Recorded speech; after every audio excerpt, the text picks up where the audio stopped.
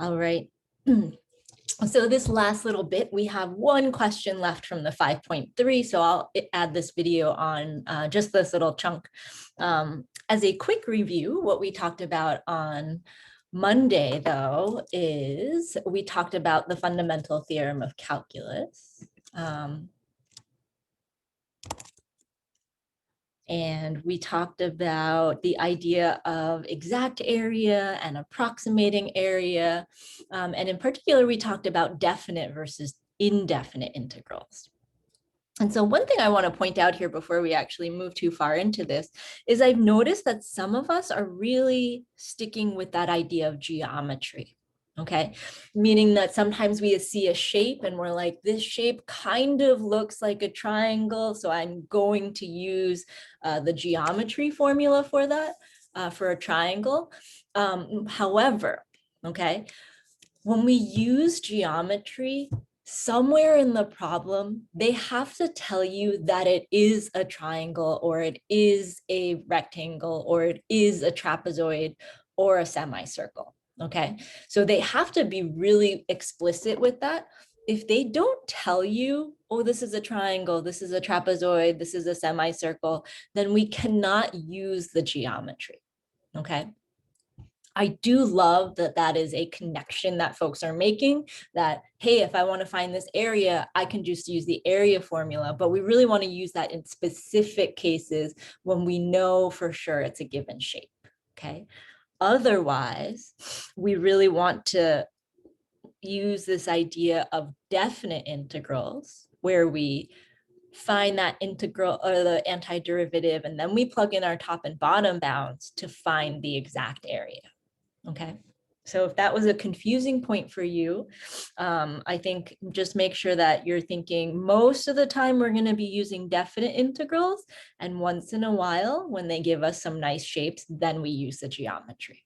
Okay. So what else did we do on Monday? We talked about this average value theorem, where essentially we had a shape, right? So here we know we have shapes and we're trying to find a rectangle that has the same area as that particular shape, okay? And so we did a few problems that were sort of in with a picture, but also without a picture, and thinking about where the average part comes from, when they're looking for X values versus Y values. And there are a couple questions on this week's quiz to help you think about that a little bit more deeply, okay? We then talked about the fundamental theorem of calculus, part 1, all right? We talked very much about a long way to do things. So picking a function that we knew how to take the integral and the derivative of, and figuring out what happens with the bounds. And then I think this was one of the more important parts, thinking about how some of those old rules that we learned about derivatives still come back into play. And sometimes we get expressions that are a little bit more complicated. And these come from when our bounds are both variable expressions involving X. Okay. On your quiz this week, you'll have a chance to practice sort of the long way. And how do we kind of use more notation instead of an actual function, but that capital F to just kind of help us think about how we can get to our answer without knowing that particular integral. Okay. I would suggest that this sort of like example 4 here is one that you feel pretty comfortable with. Okay, so if you're not there yet, maybe trying to look up more practice problems in that vein. All right, and then we finished the day's lesson with the fundamental theorem of calculus part 2, where we talked about net area or a definite integral, and this formula being so critical to us to help us find that area. we talked about two different ways to approach things. So in the black marker, we sort of wrote down the long way to do things, talked about this idea of grouping, but then this piece, which is going to come up a lot in Unit 5, thinking about symmetry and how we can use that to make our lives a lot easier. Okay. All right, we did one more practice where we were finding the area between the curve and the x-axis and just practicing some good old algebra. How do we make our life easier for ourselves and giving ourselves an opportunity to work with fractions and making sure we know how to find the power rule even when we have fractions, okay? All right, that brings us to this last question right here. And this will wrap up 5.3. And then in 5.4 today, we're going to be doing a lot of working through the definite integrals, okay? So let's take a look at this question. Mandy and Liana are racing on roller skates. They race along a long straight track, and whoever has gone the farthest after 5 seconds wins a prize. So if Mandy can skate at a velocity of f of t equals 5 plus 2t feet per second, and Liana can skate at a velocity of g of t equals 10 plus cosine pi t over 2 feet per second, who is going to win the race? Okay, and so this is a very classic application of what we're thinking about when we talk about integrals or antiderivatives, okay? So what are some ideas here? How can we invite in some of the concepts we've talked about to start to answer this question?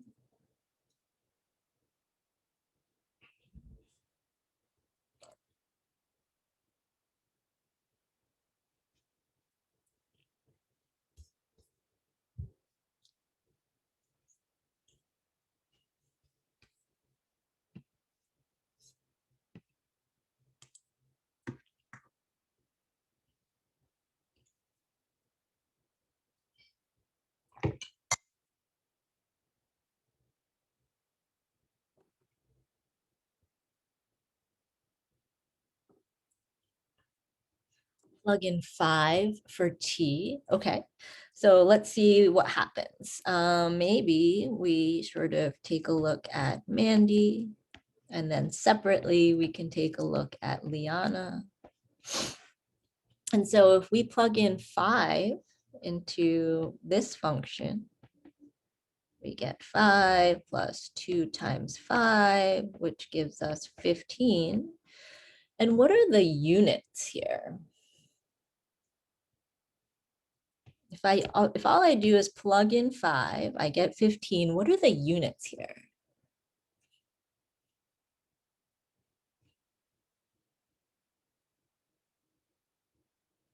Feet per second. Okay, and we know that because at the end of the function, it has feet per second, right? And so is this 15 feet per second? Does this tell us how far Mandy skated in 5 seconds? I don't think so, right? It tells us how fast she is skating at 5 seconds. So if we plug in 5, this tells us how fast Mandy skates or is skating at 5 seconds. And so if we did the same thing, we plugged in 5 into Liana's function, that would tell us how fast Liana is skating at 5 seconds. But that's not going to tell us who's going to win the race, right? And so I think I saw it in the chat earlier that we were looking at applying either the integral or the derivative, all right? So let's think about that for a moment. If we have the velocity function, okay? If we have a velocity function and we take the derivative, what kind of function do we get? So let's say we have velocity. Let's say we take a derivative. What do we get? Yeah, we get acceleration. Good. Now, so if we take a derivative of the velocity function and we get the acceleration and we plug in a number, that will tell us how quickly their speed is changing. Okay, now that's not getting us what we want either. So maybe we think, okay, what happens if we take the integral of velocity? Well, then we get position. Okay, so if we take the integral of velocity, we'll get position. And once we get position, we'll be able to tell how far they went in those 5 seconds. And I think that gets us back to Yithan's point that whichever integral is bigger, that is the one that will tell us who went a greater distance. Okay. So let's section this off. Okay. And let's set up our 2 integrals. So for Mandy, we have the integral from 0 to 5 of 5 plus 2t dt. Okay. And if we set up Liana's integral, we'll get the integral from 0 to 5 of 10 plus cosine pi t over 2 dt. All right. So if we integrate the velocity, we will get position or how far or the net area or the net distance. Okay. So let's start with Mandy's function. It looks to be a little bit more straightforward. I'll give you a moment to think about the antiderivative for 5 plus 2t.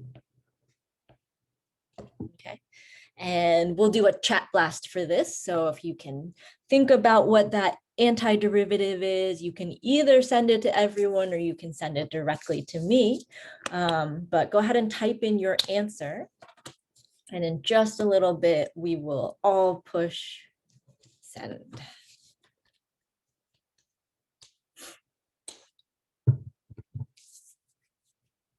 All right, so the function we are looking at is 5 plus 2t. And we are thinking, how do we take the antiderivative of that?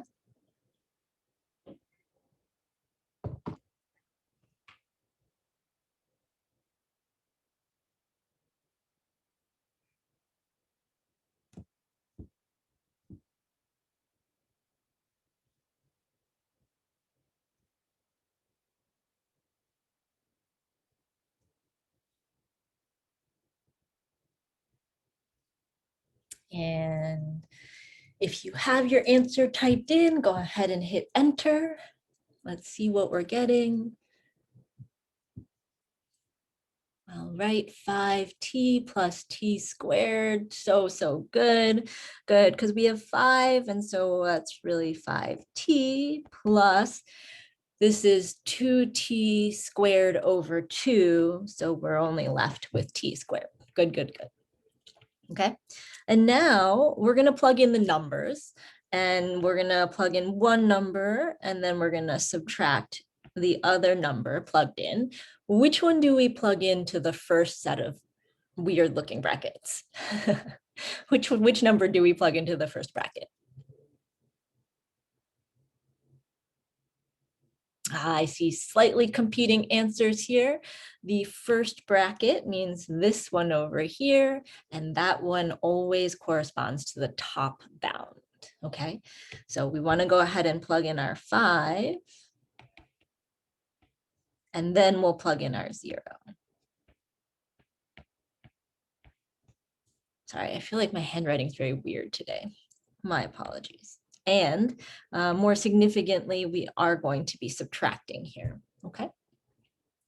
So let's see, 5 times 5 is 25, plus 25 is 50, minus 0. So it looks like Mandy has skated 50. Now, I know a few of you have been really cautious about trying to make sure you have units with your answer. And sometimes we're so used to putting units for area as something squared. Okay, but I argue that if we think about what it is that we're finding here, we wouldn't end up with units squared here. What would the units of 50 actually be?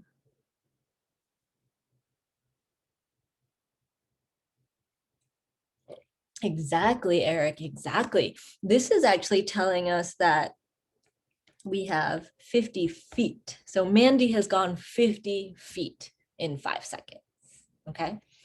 And if you're not quite sure how that happened, let's think about if we had a graph and we have seconds, and then this is feet per second, right? Because we're given the velocity function. And so no matter what the function looks like, if I'm trying to find that area, I would take the units of the x-axis and I would multiply it by the units of the y-axis. And so we get 15, or we get feet per second times seconds. That'll leave us with feet. Okay. So if you've been putting like feet squared or something, that is actually not correct. But we want to, in fact, take our 2 units from our axes and multiply them, and that will give us the units of our area. Okay. So any questions about that first function? Fairly straightforward, I think. Probably a good review in terms of the process of things.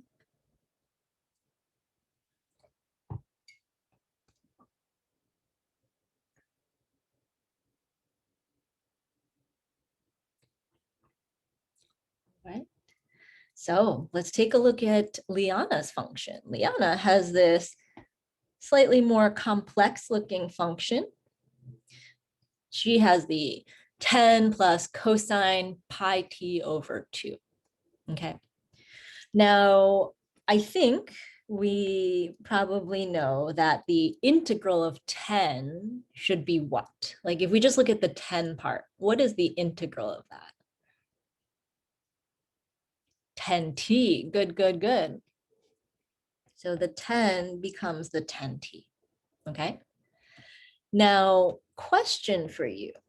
If I had cosine of pi t over 2, and I said, find that derivative, what rule would you be like, this is the rule that Judy is asking us to use?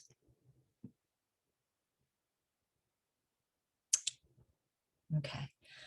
It does kind of look like a quotient. I see where someone might say that, but perhaps if we write this as cosine of pi over 2 times t, then we realize that there's no variable in the bottom, that pi over 2 is actually a constant. So we don't need to use quotient rule here, okay?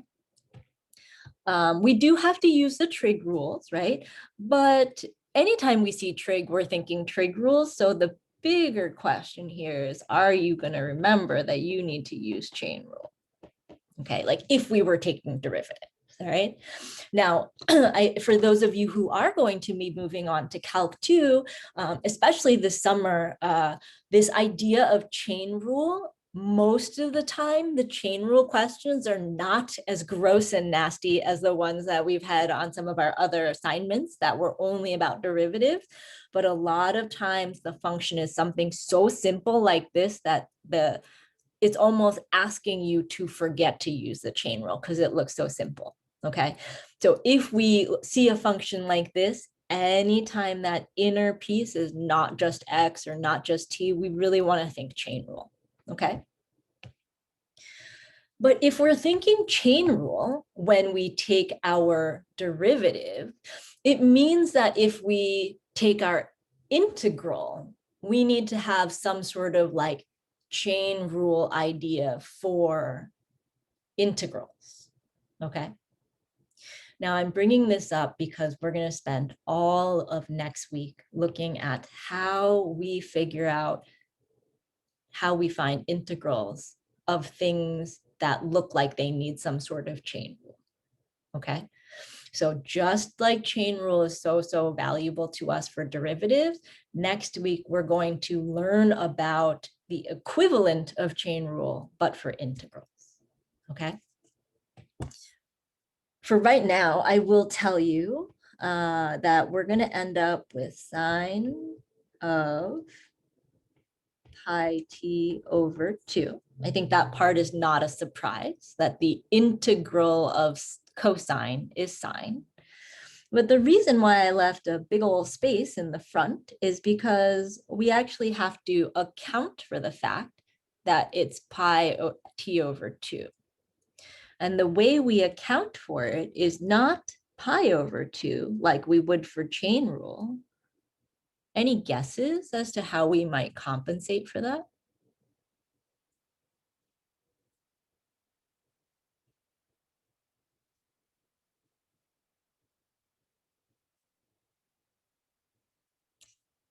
I'll give you a moment to think about that. How would we sort of undo the chain rule?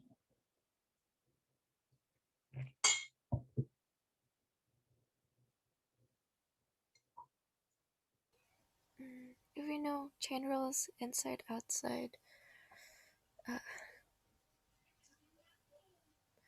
hmm.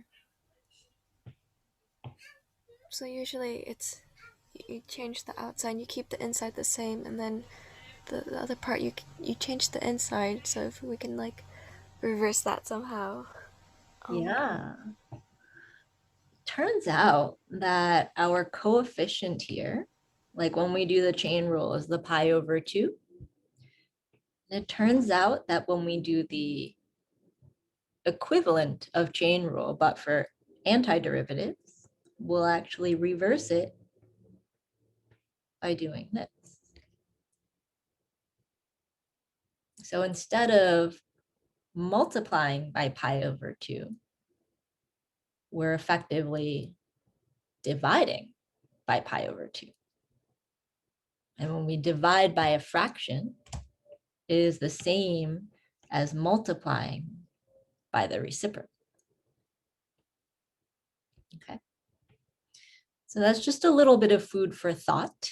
If you were sitting here being like, well, how did this happen? That's exactly what we're going to talk about next week. Okay. But in the meantime, let's go ahead and evaluate things. All right. And so we'll go ahead and plug in the top bound first.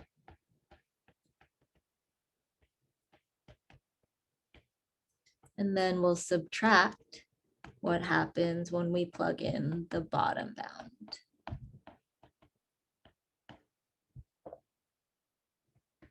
Okay. Now, this is a very good example of when trig values come up. We haven't necessarily worked with trig values in a while, but they're usually all very nice unit circle values. That is definitely something to spend a little bit of time reviewing if you are going to take Calc 2. I think reviewing those trig values will definitely make the problems go a lot smoother. Okay. And so let's do a little bit of arithmetic here. We have 10 times 5, which gives us 50, plus 2 over pi.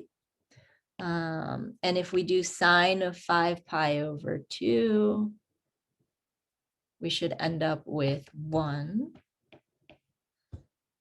And let's see, 10 times 0 goes to 0. And what's sine of 0? That's a good value to know. What's sine of 0?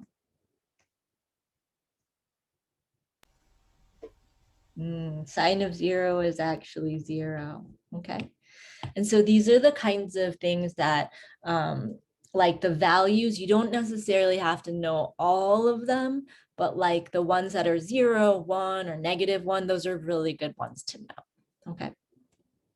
So we really have 50 plus 2 over pi times 1. And so without using a calculator, do we think that this value is larger or smaller than Mandy's value?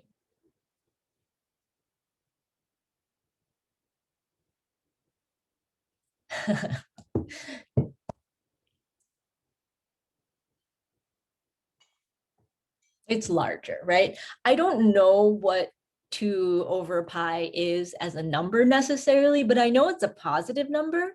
And so if I'm adding anything, like if I'm adding a positive to 50, it's going to be bigger than 50.